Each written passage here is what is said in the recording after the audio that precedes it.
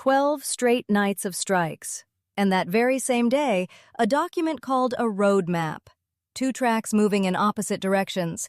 If you're just joining us, ahead of this week's meetings, the U.S.-Iran channel had stayed open even after the fighting resumed.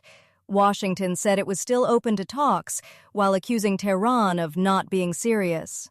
Mediators, meanwhile, were trying to keep a preliminary framework from collapsing under renewed strikes, maritime pressure around Hormuz, and disputes over what each side had already promised. This is Iran War Daily. Switzerland says roadmap, Doha says no headway, same week.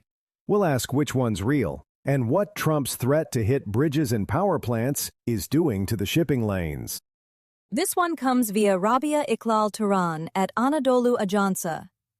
CENTCOM says the U.S. military has now completed a 12th consecutive night of strikes on Iran. That's the number I can stand behind tonight. It's CENTCOM's own count, not a claim from either side of the battlefield.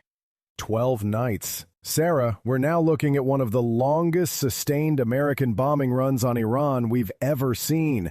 And CENTCOM's still measuring it in nights, not objectives. And notice what the readout doesn't give us. No target list, no battle damage assessment, no independent casualty figure. 12 nights confirmed, the results still unverified. Right, and the diplomacy update landed that same day. Somebody's been dropping ordnance for 12 straight nights while the talks are supposedly still on. I want to know which one is the actual policy. From Al Jazeera. Iran and the United States concluded a round of indirect technical talks on Wednesday, with no sign they had made headway towards a lasting peace. Instead, the two countries focused on issues that they said had been resolved when an interim agreement was announced 2 weeks ago. The indirect talks followed days of tit-for-tat military attacks by the U.S. and Iran amid a dispute over shipping routes in the Strait of Hormuz. 2 weeks after they announced an interim deal, Witkoff and Kushner fly to Doha. And what do they talk about? The same things they said were already settled, compliance and frozen funds. They're relitigating the receipt. Let's be clear about who was in the room. Qatar's Emir met Witkoff and Kushner, and Garibabadi led Iran's technical team. Arachi and Galibaf, Iran's top negotiators, didn't show. When the principals stay home, they're signaling the ceiling for this round. And this is happening on top of the 12 straight nights of strikes we just covered. Indirect technical talks in Doha, with bombs still falling and Hormuz under pressure. Qatar and Pakistan are mediating, and the best they can say is no headway. So now we have 2 readings, a roadmap from the Swiss track and a Doha reality check over compliance and frozen funds. I want to keep those outcomes separate because Al Jazeera's reporting gives us very different results in the same week. Right. Same negotiators, same week.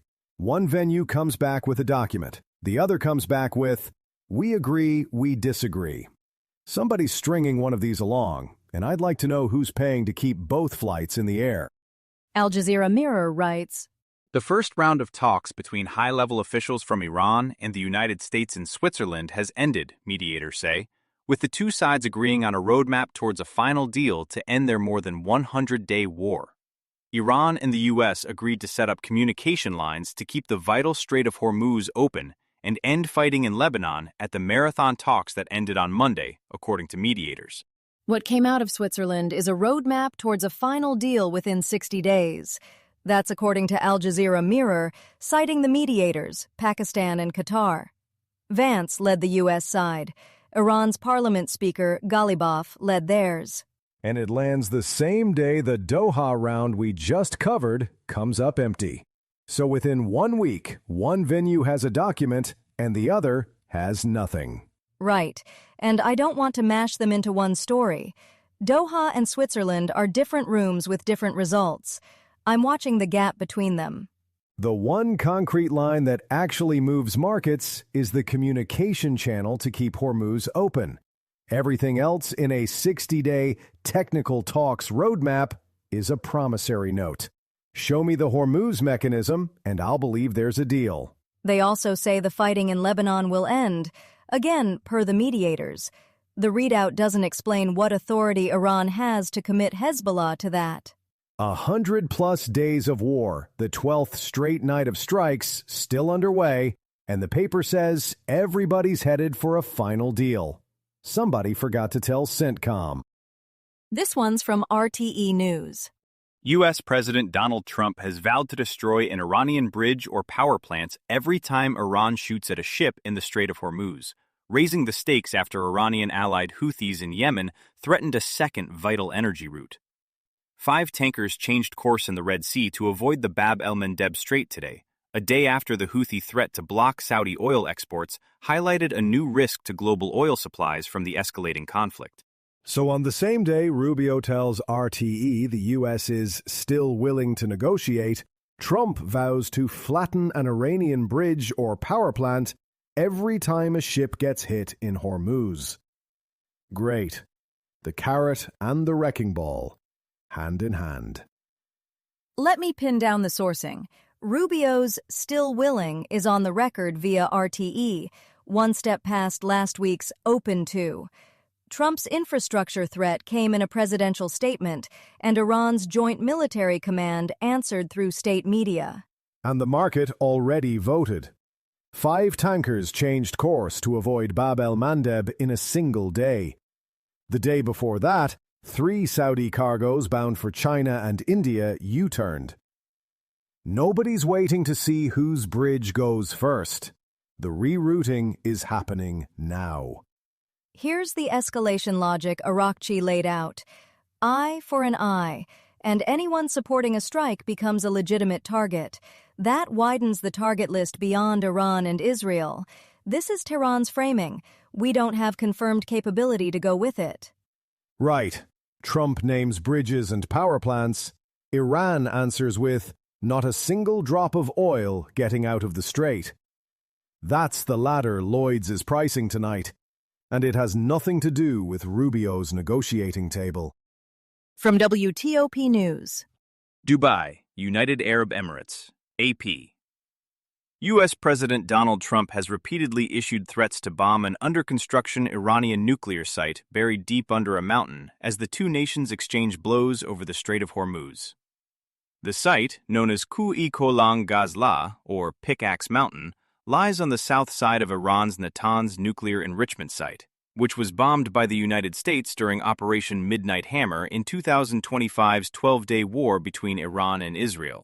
12 straight nights of strikes, and the one target Washington keeps naming, Pickaxe Mountain, is still sitting there untouched.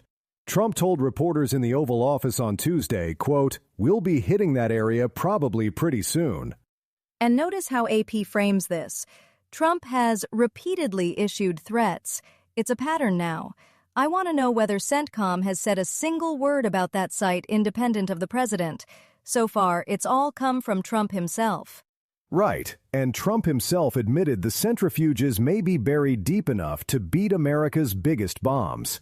So he's threatening a site he's not sure he can crack on the south side of Natanz, which we already flattened in Midnight Hammer last year.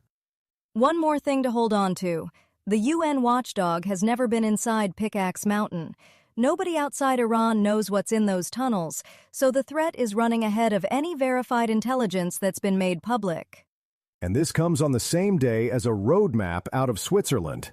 One channel's drafting a deal while the president names bombing targets. Somebody's paying for that gap. Watch what it does to tanker traffic through Hormuz tonight.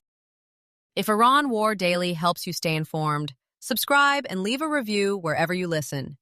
Reviews help more people find the show, and we really appreciate the support.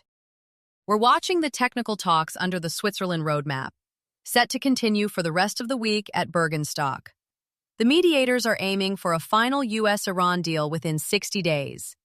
You'll find links to every story in today's show notes if you'd like to read further. That's Iran War Daily for today. This is a Lantern podcast.